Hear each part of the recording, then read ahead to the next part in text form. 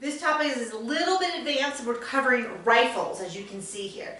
I'm going to be kind of not getting too in depth, but I'm going to be looking for some areas that we often hear people misuse in the media, in general conversation, fiction writing, all that. So we have some AK47s, we have some AR15s, we have a bolt action, and we have a, help me again? Pistol caliber carbine. Pistol caliber carbine. So I want to talk about, when we talk about AK47s and AR15 style guns, I'm going to start with the AR because it gets a lot of news and press, and 99% of it refers to it incorrectly. AR does not stand for assault rifle, does not stand for automatic rifle. It absolutely does not stand for automatic rifle. It stands for Armalite Rifle 15, which was, there's a company called Armalite who made a rifle, and this was their 15th model. So they had an AR-15. That is what people call it. That's the model it was. So what it was in both of these examples is we have the pistol grip. We have the grip that you would normally see on a handgun. So they still set it on the shoulder, but instead of holding a gun like this, you would hold it like that. It's a little bit more accurate, which reasonably the gun is not a bad quality. You really don't want people with inaccurate guns. So here we have another example where you have a grip in front and in back. So what happened was they made this gun, they're like, we should try a pistol grip, I think it'd be more accurate. People were like, oh, this is awesome. We want to make our own version of the AR-15. So other companies now make AR-15s. If you get really super technical, you might say this is an AR-15 style gun. That's exactly how it is. Now, I don't want to get into politics. I don't want to argue with anybody about whether or not people should own it. That is beyond the scope of these reviews. But the reason I bring up this, and we'll talk a little bit about the AK-47s, is that when you're having a character, you want to make sure the terminology that they're using is appropriate for their particular level of experience. If you have a politician, if you have Joe Schmo off the street, if you have, I even have people who own guns, shoot guns, who refer to these as assault rifles. Okay, that's fine. But if your character is meant to be a gun expert, and it's supposed to be someone with a high level of gun knowledge, a competitive shooter, this is the kind of thing that would set their teeth on edge if you called it an assault rifle. So when your characters are talking, it's important that their gun knowledge match the terminology they're using. The same way that we have the AR-15s or the Armalite style rifles, we also have the AK-47s. I think that's another kind of gun that if I was to say, name me scary guns, people would mention.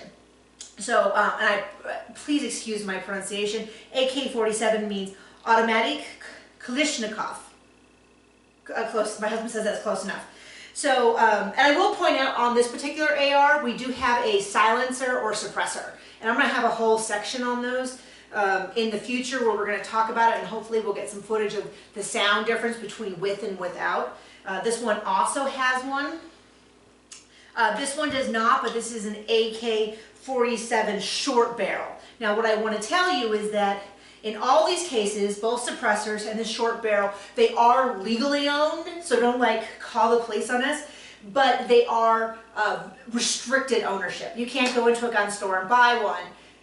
Exactly. I mean, the way it works is that the short barrel, for instance, police, military can use, and civilians can use, but it is a very extensive, slow process. It involves buying a stamp. It involves sending in paperwork to the federal government that they check by hand in 2016. I would say nine months to a year. Is that about right, John?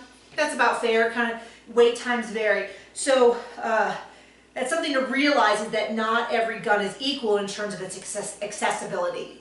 It varies from state to state, and sometimes in the case of suppressors, silencers, short barrels, it's just a long, tedious process, but they can be legally owned, so it's important just to know for your character.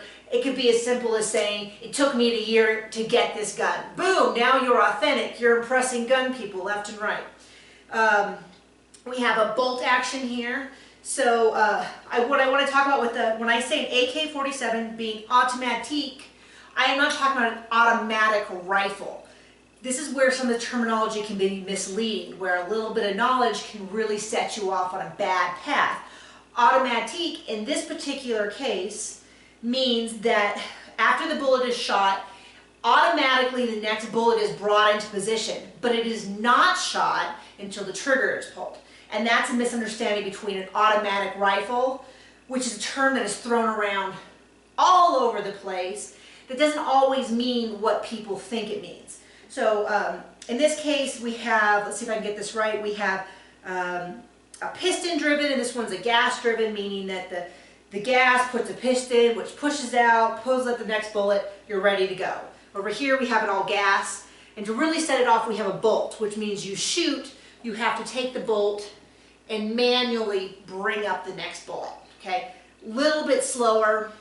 These two are still limited. This is not a pull, boom, boom, boom, boom, boom, boom, boom, boom, boom. This is a boom, boom, boom, boom, boom. Got it? And then this last one, it's uses a pistol caliber, so you would flip this out. Let's see if I can get this. There you go. I don't want to swing it toward the camera, so I won't. You would shoot it this way. They have different kinds of sights. So this is just a iron sight, close enough, my husband says. Same with over here. Let's see if I can put this down. We have iron sights, and what I mean by that is there is not an optical sight. There's no glass lenses, there's no magnification, there's no red dots, which is, a red dot is like a, kind of like a, well, my husband says it's this one, but for your sake, it's a hologram sort of image where when you get it lined up right, you see a red dot. These cases, these are just two physical metal pieces that you line up visually to shoot with.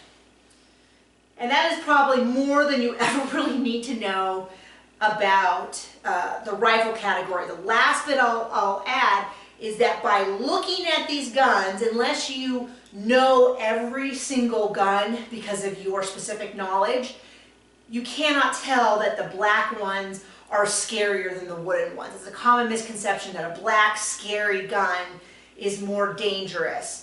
I mean, we're starting to get into morality with, you know, it's only as dangerous as the person holding it and all that. But in terms of doing damage, we'll have to get a little bit more into calibers to really know what is going on.